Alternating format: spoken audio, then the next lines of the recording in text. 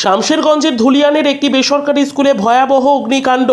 উপরে আবাসিক ছাত্রীরা থাকায় নিচের তলায় চলছিল রান্নার কাজ। সে সময় হঠাৎই গ্যাস সিলিন্ডারের পাইপ থেকে আগুন লেগে যায়। আগুনের ঘটনায় আশেপাশের এলাকায় ব্যাপক আতঙ্ক ছড়িয়ে পড়ে। খবর পেয়ে ঘটনাস্থলে পৌঁছয় দমকলের একটি ইঞ্জিন। তারপরই বেশ কিছুক্ষণ পর নিয়ন্ত্রণে আসে আগুন। ব্যুরো রিপোর্ট, দিনরাত স্টার নিউজ।